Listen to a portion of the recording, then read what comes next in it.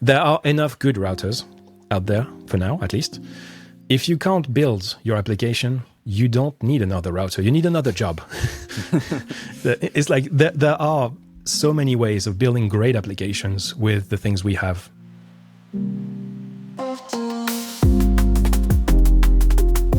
Hello, welcome to DevTools-fm. This is a podcast about developer tools and the people who make them. I'm Andrew, and this is my co-host, Justin.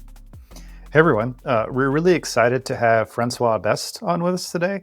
So Francois, you've done a lot of really cool open source tools. One kind of that I know off the top of my head is this like Nuqs or NUQS. I am always really interested in storing state and query parameters. So I'm excited to talk about this and a lot of your other work. But before we dive into that, would you like to tell our listeners a little bit more about yourself? Yeah, sure. So my name is Francois Best. I'm a freelance software engineer from Grenoble in the French Alps. I've been building on the web for the last 8 years or so. And before that, I was working in the music/pro audio industry, building music software in C++. And I think what got me into web development was the faster feedback loops that we can have with building on the web. Even before we had like fast reload on styles or out module reloading in React, you just had to reload the page and you saw your changes. Whereas in the native world, you would have to rebuild your program before you could see any change. And that took forever. And so having this fast feedback loop was really nice to have on the web. Not only that while you build, but also when you deploy, when you want to see your changes on someone else's machine, you git push some other server somewhere, builds your application, serves it, and gives you a URL that you can give to anybody and they can access it instantly. Whereas in the native world, you would have to build your software, put it in an installer, ship it to users, sell it to users usually, have them install this thing, and then it would sit on their machine forever without potentially being updated. Whereas the web is always instant, you always have the latest version of everything. And this was really cool as someone who wants to build things fast. This was really the best platform. Yeah, definitely. I have similar feelings. Like the web's feedback loop is definitely addictive once you get going with it, and it's just like so instant gratification. Before we start talking about Nuqs, I was looking through your past projects, and it seems like you had like a little bit of a focus on security tooling, and you had some interesting security projects. So can you explain to us like what those projects are? And Yeah, so I think it came from around the pandemic time. I had some privacy not concerns, but like I started being more interested in the privacy aspects of the applications we built. That came primarily from the Cambridge Analytica scandal that was revealed from Brexit, which impacted me quite a bit because my wife is British. And so I started wondering how can we build applications that are more secure and more privacy preserving. And the best way essentially to do this is end-to-end encryption. And so I started tinkering with how does encryption work, what the ciphers are, which ones are good for what, how to compose these things, and how to make applications actually secure this way, how to make data secure this way. And I built a few open source things that I put on GitHub. This is usually what I do. Like I find an idea, I tinker with it, and whatever the result is, I put on GitHub because it is convenient. And sometimes something sticks, sometimes it's just abandoned and left like this on the archives of the web. But it's a great way to try things and see, like learn in public essentially. It's like building things. So I would not necessarily recommend anyone using the things I built for security in production, but it was a proof of concept that I had in mind for a good while, which was to build a sort of SDK for end-to-end encryption in JavaScript or TypeScript, but that could work on the front end of web applications. So that front end does the encryption, sends only encrypted data, and receives only encrypted data, and then decrypts things locally. So this is local first at its heart with a layer of encryption on top so the server does not see anything. Many times that I tried to put this in actual practice, I always ended up in the problems that sometimes you need the server to do things. And if you don't have the data because it is encrypted, well, that limits quite a bit what you can do in terms of applications. And so whenever I had like clients wanting to do this, I asked them, "Are you really sure? Because you won't be able to change your mind once it's in place." So this is always the double-edged sword of end-to-end encryption, I guess. You get good guarantees, but also you get less features out of it.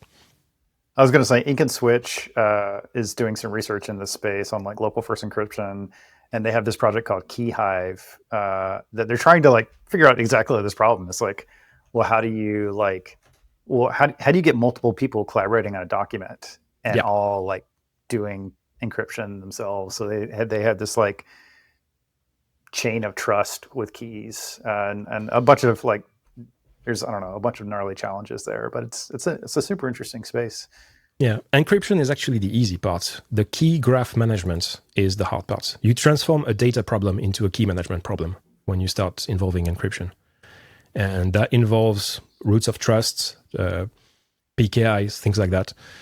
It's a lot of, it's a different kind of space from just building applications with clear text data the way we usually do.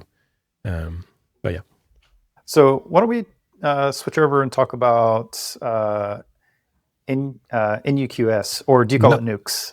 How do you refer to it? I used to call it Nuqs, or Nuqs in French, but I saw pretty much everyone calling it Knox, so now it's stuck. It's Knox. So Knox. Yeah, cool. Like Knox without the T. Right, there you go.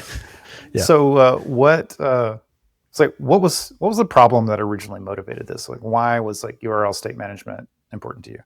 I think the initial use case that I had was on my website. I use my website as a sort of laboratory for lots of little experiments. And one of them was a calculator for dovetail joints. So I learned woodworking during the pandemic. And I wanted to have this little calculator where I could design the joints on my laptop and have an SVG rendering of what it would look like, have all the measurements laid out. And when I wanted to go to the workshop to do the actual cutting, I didn't want to bring my laptop with me because it's a lot of dust and all. So I wanted to transfer that to my phone. And I was like, I could just copy paste, put in a note, something like that. But what if I could have the actual application running on my phone as well? And how do I transfer things between that? I don't want to have a server somewhere that I send the data to and save a project or something like that. I'll just put it in the URL because it's convenient. I can copy it. I can load it on the other side. That's fine. And this is actually how it started. And I had this little app that I actually never used to cut any dovetails with, but it was like the starting point for this thing. And it needed a lot of different things that I think became the core of what is now Knox. It needed values, which were numbers, not just strings. So the type safety part. How do we transform the query string, which is a string, into data types that are meaningful for our application? And because there were sliders, I don't know if you've tried, but if you connect a slider directly to updating a URL, if you move it too fast, after 10 seconds, your application will crash because browsers rate limit URL updates and they will throw an error if you call it too fast. And so I ended up in this problem very quickly because I like tinkering with everything that I build. And this is like the first step that Knox took into becoming time safe rather than type safe. Well, also being type safe, but also being time safe. That's a concept, time safety, that is essentially makes sure that your application will work no matter what you're trying to do with it, at what state you're trying to update and what UI you connect it to. So we have this throttle queue internally, which deals with queuing updates to the URL and then feeding them to the browser at a rate that it will accept, because not all browsers actually work at the same rate. Like Safari and Firefox would be happy with an update every 50 milliseconds, for example. But Chrome and Firefox are happy with 50 milliseconds. Safari needs about 120 milliseconds between updates to be safe. So that's much slower. And you need to account for this because you don't know what browsers people will be on. And if you just throttle at the maximum rate, then your URL is less responsive when it could be more. So this is like a little bit of this time engine in Nuqs that deals with that. And we just recently shipped 2.5, which adds the bounce on top of this throttle queue. So you can now schedule updates further in the future, I guess, as you type. For such inputs, it's really useful. So it sounds like Nuqs probably has like the URL is more of like a side effect, and then it's internally tracking the state. So those things like keep updating quick, right? Exactly. Yeah. The URL remains the source of truth, but it's the eventual source of truth. On reads, the URL is always wins. But when you write, you have this temporary optimistic state update that happens while the URL update request is being queued and pending. So we have to track this optimistic state as well. But you have this because Knox uses a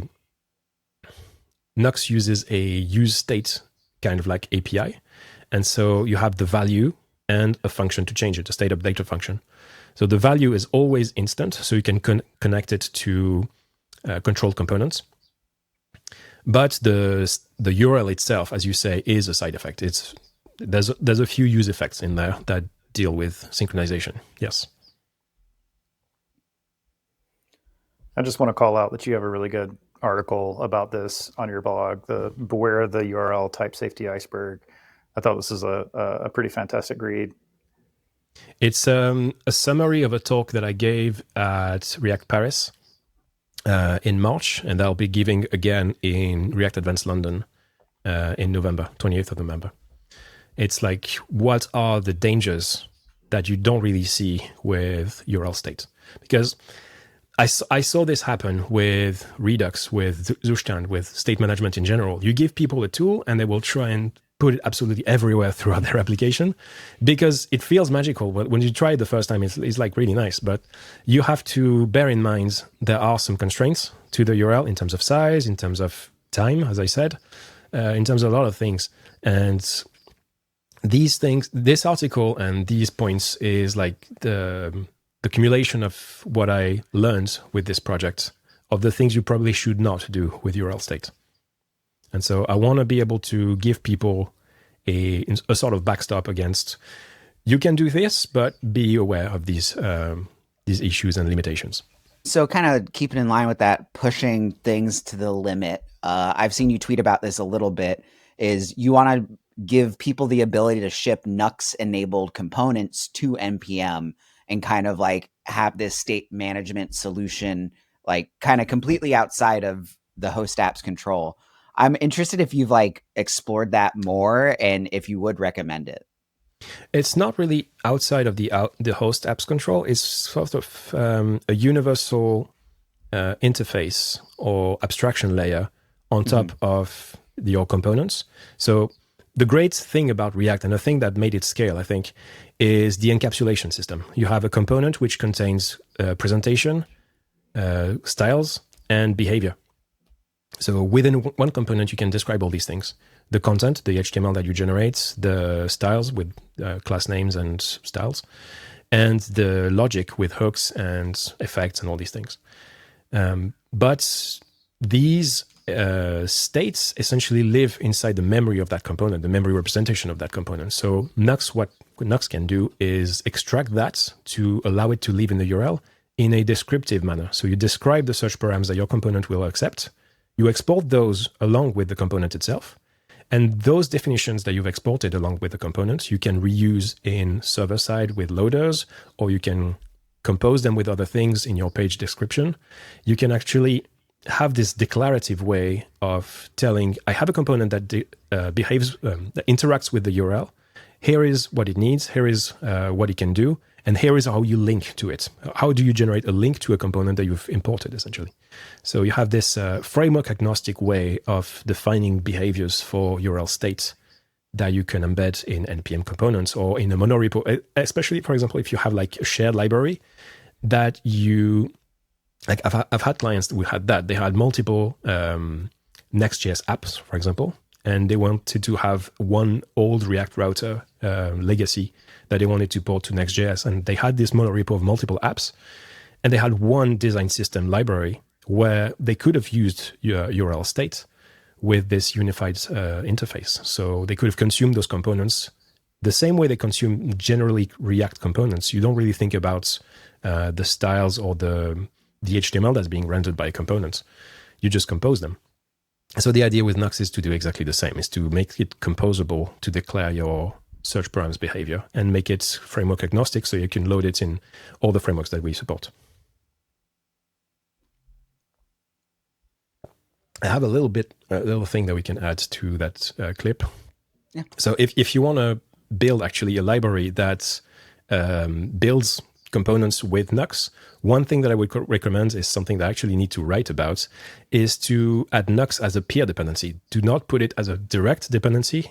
The same reason if you were to embed React query, for example, or TestStack query in a library, you would have some context issues.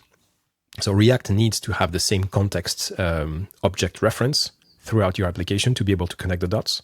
And so Nuqs uses a context internally. And so if you want to be able to use those Nuqs-enabled components anywhere, it needs to be using the context of the application that you're loading it in. So loading it in. So this is important. Something I wanted to ask about before maybe digging more into the framework specific stuff. I was going through that blog post that I mentioned previously, and one thing that I've thought a lot about on my own personal site is the fact that there's a lot of link rot on the web. So it's like people change URLs, and the URLs that someone else has linked to or bookmark or whatever like no longer works. And it's something that I kind of always want to optimize for is just like making sure that things remain. And it's interesting that you've like tackled this as a first class thing, sort of acknowledging that if you're changing your query parameters, there's like this migration steps that you might have to go through. And so you have this like create URL migration task. Can you talk a little bit about like where that came from and how you see it used? And yeah. It came from breaking URLs. Essentially, yeah. We had applications where we changed something and then we realized, but then the old links that we've shared no longer work. It's a Tim Berners-Lee quote, cool URIs don't break or don't change. I can't remember exactly what it is. But you want to make sure that the contract that you have specified by using a given path name and a URL state and a hash or something like that, the whole URL itself still behaves the same way throughout the lifetime of your application. And unfortunately, it's very easy to break things because it's very easy to change things and not very easy to see what you've changed. So this is the thing in the article is not actually an API that Knox exposes. It's something that I have in mind that I want to build in the future.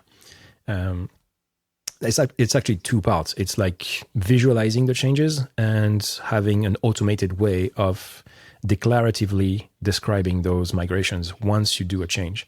It's very similar to what you can have in database migrations because it's exactly the same system.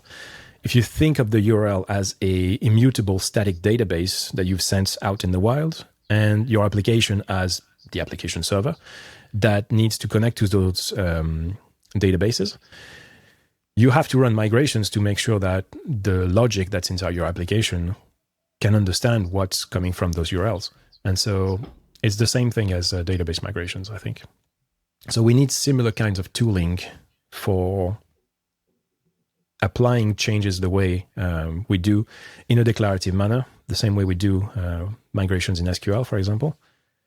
But it's not technically limited to URLs. It's a key value migration problem. You could have this, and I have had the same problem with Redis, for example. If you update the shape of a JSON object that you store in Redis, now you have to keep whichever versions are updated, and you have to run migrations, data migrations, not necessarily schema migrations, because there is no schema in a lot of key value stores. But you have to run data migrations on whatever you receive to make sure that you can convert it to something that your application can understand. And so, yeah, this is likely the next venture I will go into in terms of open source, because I really want to tackle this problem in a declarative, type-safe manner. Like, I've always been frustrated with the state of migrations in databases, and I think like because of time itself is a problem, because your application evolves through time, so you need to have a snapshot of every state of the schema that you have gone through time to be able to branch off. It's a bit like Git if you think about it. It's like you have to be able to branch back to a given point where you've been given a URL that matches that particular point in time of the schema, and be able to retrace your steps by rebasing or squashing, whatever. Yeah, I don't know if the Git metaphor works really well, but it feels a bit like that. You have every snapshot of changes, and then you have to be able to walk that graph somehow when you do those migrations. You'd probably like data log, the time traveling database or whatever. There's a lot of stuff in the like the sort of closure world specifically, where they or Datomic is the database, sorry, but like data log is like the query language where they make immutable databases, and you can do like time traveling queries and stuff. Yeah, that's pretty cool. So the shape of the API is mostly like use query state, the name of the variable you want to put in the URL, and then a parser. And then there's like lots of different parser combinations you can have. And then there's like a use query states where you can kind of build objects out of multiple parsers. Why didn't you go for one of like the off the shelf parsing and validation libraries like Zod, where it could have been basically the same API relatively, where it's like use the query state here and then a Zod validator / parser to do all the heavy lifting for you? I've had this question many times. The short answer is that those validation libraries do not do the serialization part. Once you have, you can go from a string to an object, but if the transformation from that string to an object is not reversible with just a toString, for example, then you need to implement the counterpart serialization function to be able to go back and forth between the two representations in the URL and in memory. And so there are some projects that do that actually reverse engineer the Zod APIs to try and guess what data type is of what field and build the serialization that matches. It works until you start introducing transforms, and then you have to actually have logic to reverse that transform to be able to reserialize. And so Knox gives you those objects, those parsers, we call them, but they're kind of parser and serializer. The best word for it is Serde. If you've done Rust, there is this beautiful crate in Rust that's called Serde, which does serialization, deserialization, that's where the name comes from, and transforms pretty much any format into any data type. It's really cool. And so those parsers in Knox are a bit like that. They do serialization and parsing, which are equivalent with each other. And you can build your own and make sure that you can have a beautiful representation in the URL for a given data type. So for example, if you think about a date object, there are many ways to represent it in the URL. You can have a timestamp, which is just the number of milliseconds or seconds since Unix epoch. You can have an ISO 8601 representation of just the date, or the date and the time, or the date and the time with a time zone, or without a time zone. There are many, many ways.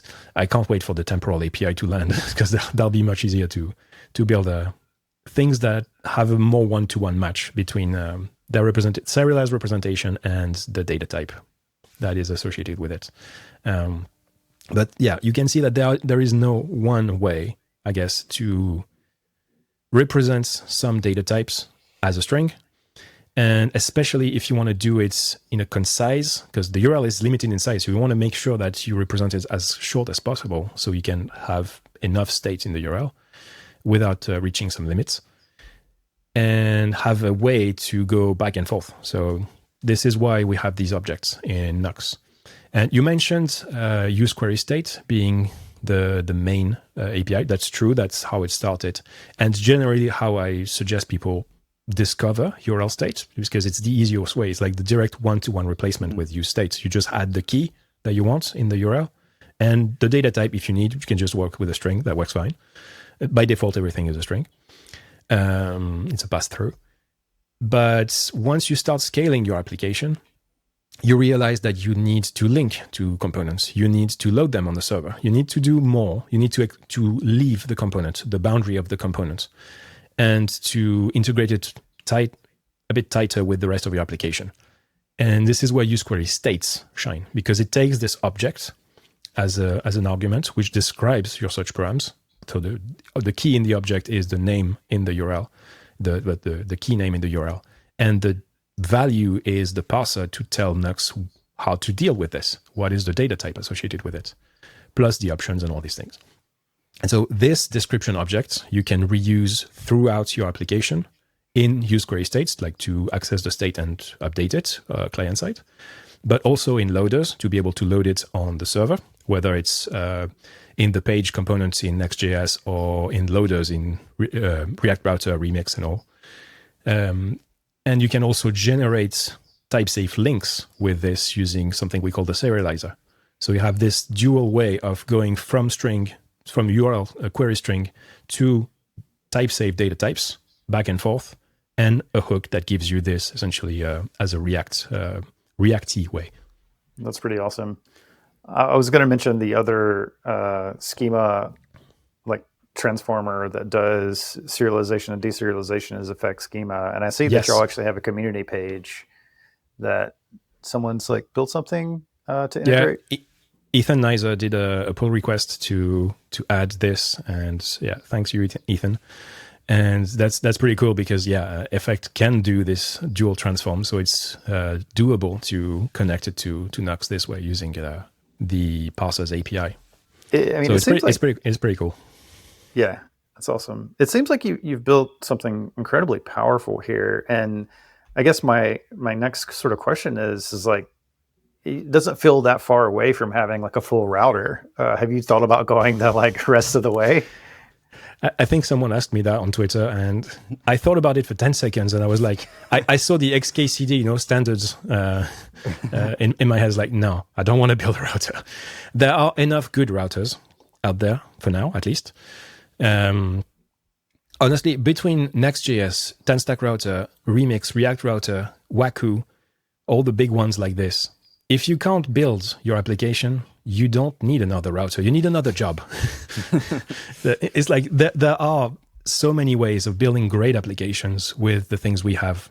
Astro is one I also haven't mentioned, but I would like to actually support Astro, but the way they do islands is a bit difficult to support without any dependencies. You have to have this nano stores concept to be able to have these islands communicate together. But you can technically use the React SPA adapter, the Knox adapter. In Astro, if each island has one, because the URL is centralized across the whole application, they will each connect to it and talk to each other. You won't have the, You won't have the optimistic updates across islands. So you would have a little bit of tearing between two islands, but it will work. Eventually, it will synchronize. But that's something that... No, so building a router, no, this is not in my plans at all. I trust there are much smarter people than me to do this job much better than I would. So I will happily support people who build routers to try and build adapters for Knox on top of. The idea being with Knox to build a unifying layer for the React ecosystem rather than try and fragment it by adding more options and more fatigue on top of everyone's minds. So no, it's more unify rather than fragment. So no router for me. That's a noble goal, but having to deal with the router also controlling the URL must have yielded some hurdles for you while developing Nuqs. What have been some of the challenges integrating with all those different router frameworks? Yeah, that's a good question. There have been some... historically, Nuqs was not supporting all of these frameworks. It started just with Next. Historically, the name Nuqs comes from Next Use Query State, which was... It's for Next. The hook is called Use Query State. Let's put down an NPM with this name, that'll do. And for 2 years, I left it like that, and it was not very well used, and it was fine.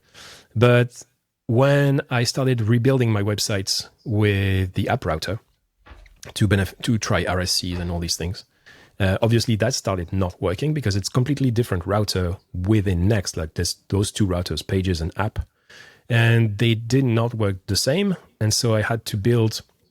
I had this question actually from the community, like people who wanted to support the app router with Next Use Query State by then.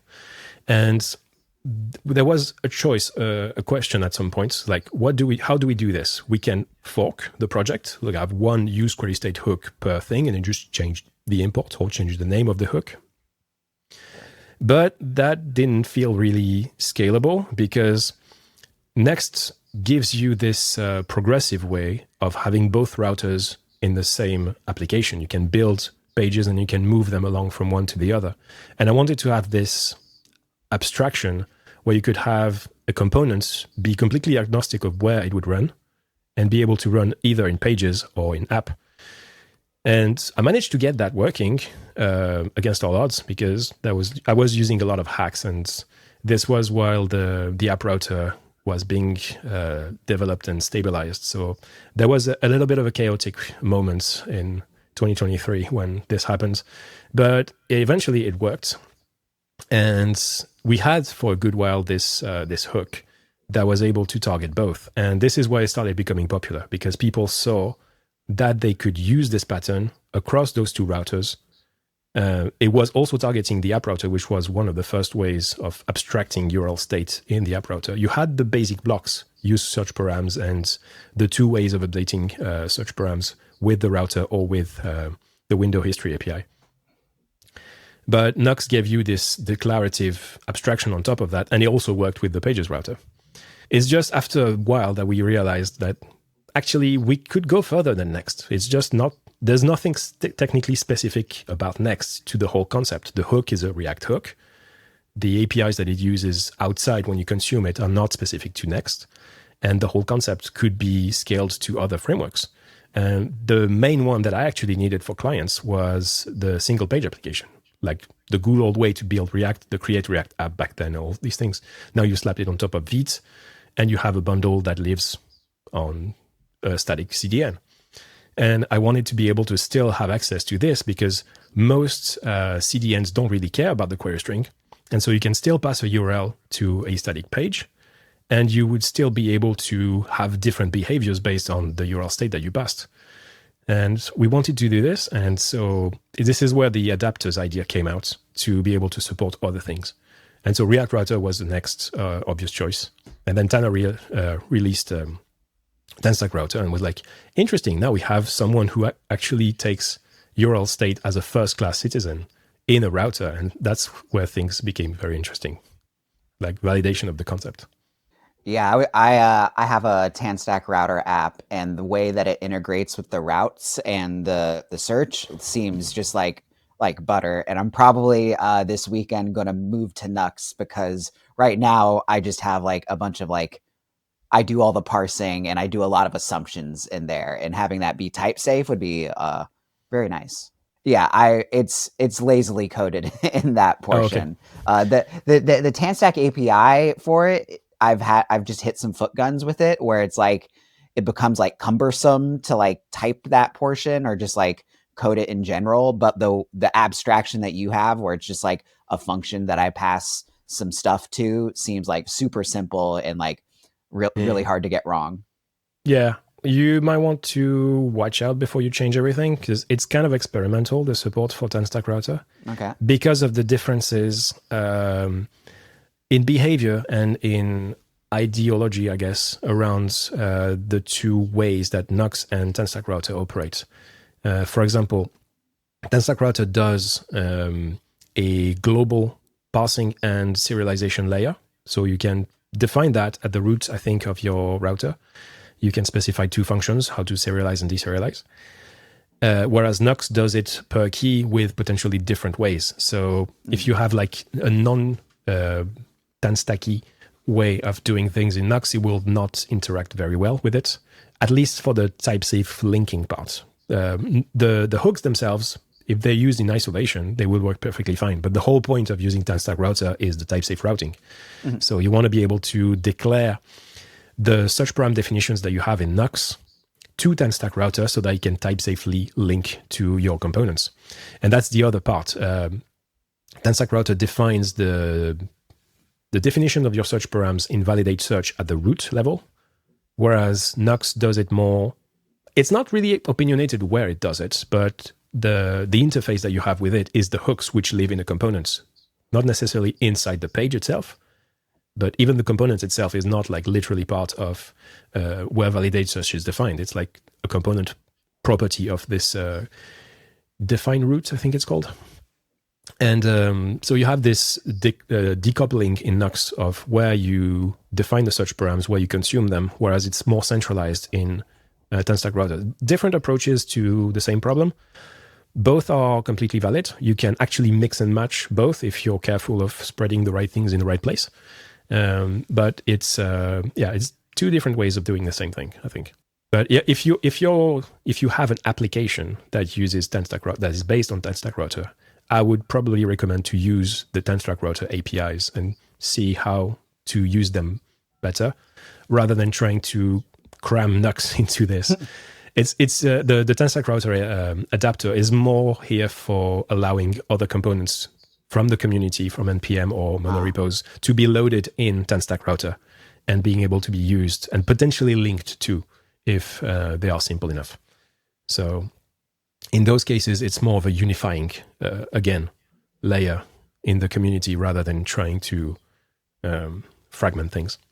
So you've talked a little bit, like we've briefly touched on like server integration or like server component integration, but can you kind of go more in depth about like, so you have this like Nuqs server module itself, and you can like create loaders, and there's several like utilities that people can use. Can you talk about like how it integrates with like React server components? Yeah, sure. So yeah, the React/server import only makes sense if you're using the app router or anything that can be loaded in the app router. So you might want, if you're building like a framework agnostic library, to use that thing, but it has to do with the use client directive. So the import from Knox has a used client at the top because it exports the hooks, and everything else but the hooks is backported into this Nuqs/server, which does not have the use client directive. That's the only difference. But otherwise, it's the exact same code. Because you can use everything from Nuqs server on the clients, apart from this cache that we will talk about later, which is Next specific. So with React server components, particularly the Next.js implementation, this is something that I need to check in the React server components implementation in React Router that just came out.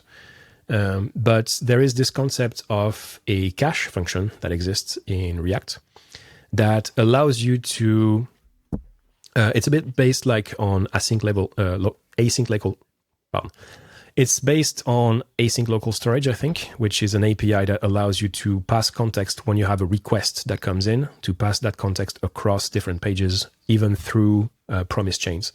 So that allows those async components in React server components to be able to have access to the same context, but be able to resolve later, so it's not lost. And also it's scoped, I think, with Lambda functions, so that if you have two calls coming for a single bundle, you don't have a global variable which would get polluted and changed by every call. Like with Vercel's, what do they call it? Fluid compute thing, where you can reuse a process and have multiple requests coming in. This thing would allow it to isolate those contexts. So you can see it a bit like a context replacement for React on the server side, which does not exist because contexts as a propagation of data is a client-side feature.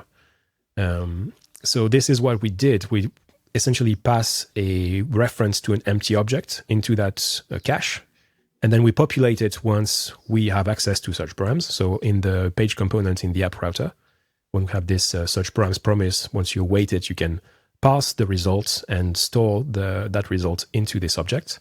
And then from the top down, after you've done that, you can render the rest of your application and have every React server components anywhere in the tree, whether it is it has to be a child, obviously, of this page, but it doesn't have to be in the same page.tsx components to have access to the same reference. It can get that reference from that cache, which it works, but the problem with it, I think, is it breaks kind of locality of behavior. Like you allow things to be read from a different place where they are written to, And you don't have this command-click way of jumping from one to the other. You have a way to jump to the cache and find references to where this cache is being used, but you kind of break this locality of behavior that makes things scale better in React.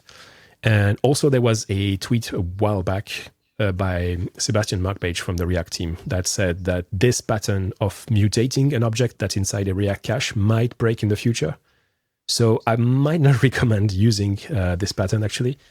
One thing I could recommend though is passing the search params promise to your components by prop drilling and then parsing them asynchronously so that you benefit from partial pre-rendering and async IO in dynamic IO in React in Next.js. So you have like more of the outer shell that is pre-rendered, and only where you actually need the search params in your React server component tree that has to wait for this to be available to become dynamic.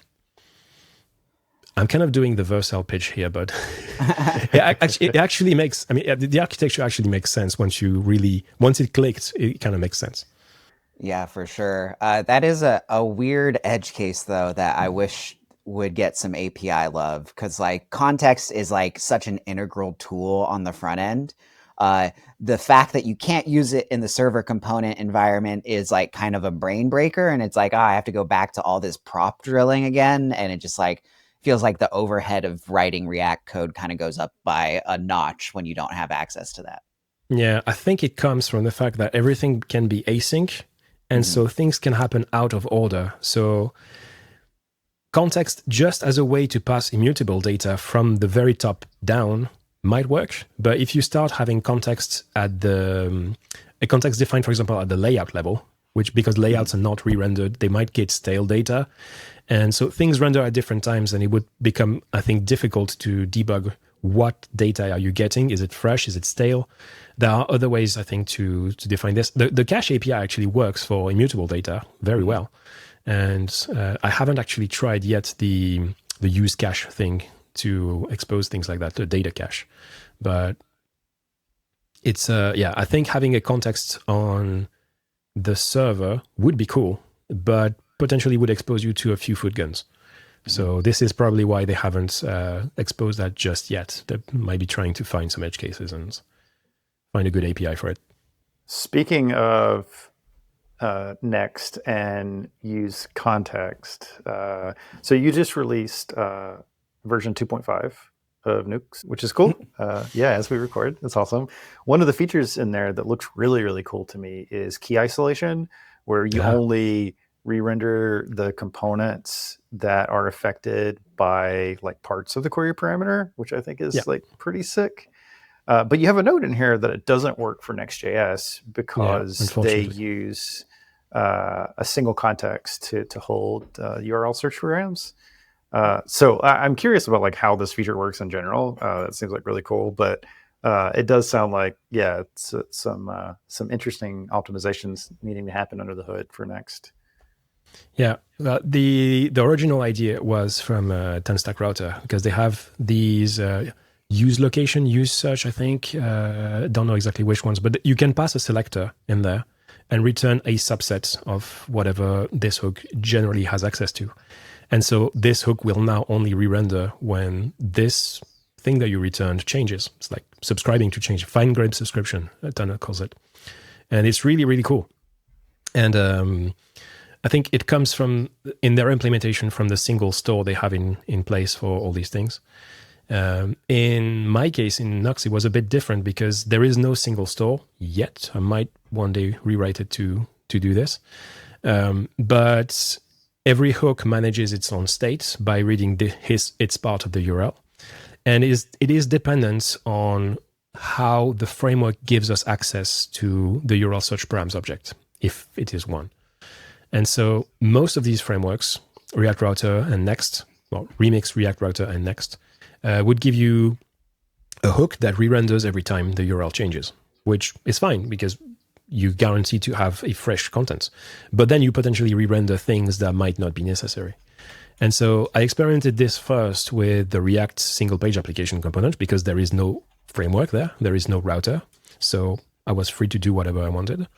And by caching some parts of this URL search params object, I'm able to detect which key value pair has changed when you do an update, and only call the hooks that have changed in this case. Because when you do set state with the same reference, it does not cause a re-render.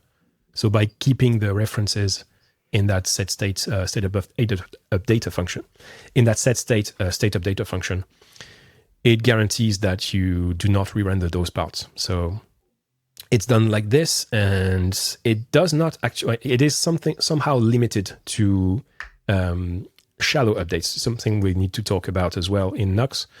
It's the fact that Knox updates the URL client side first, and then you have to opt out of this client side only behavior to reach the server. In the case of React SPA, there is no server. So this is actually the reason why Knox does this by default on the client. It's like you're guaranteed to have a client. You're not necessarily guaranteed to have a server, an SSR process listening to changes. So if your application was served on a CDN, for example, there is no need to do a full page refresh when you do a change, because you'll lose the rest of your state that lives in memory. But you can do the update client side only by using the history API to update it in your browser's URL, so you can copy it and share it with others. But it does not do a network request when you do so. And so this shallow prop in Knox is very important actually to control whether the updates are local to your clients or they go through the network boundary to a server, so a loader in the case of React Router or Remix, or the get server-side props in the pages router in Next, or re-rendering the React server components in the app router.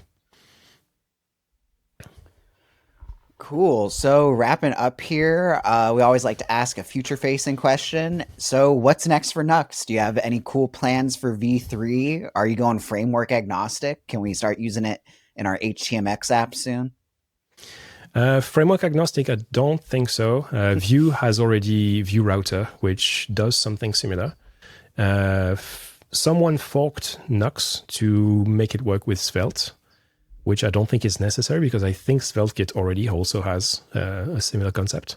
Solid, I haven't actually looked at what it does with this, but no, I'm happy with I build React applications, and I would like to try the other frameworks, that's for sure.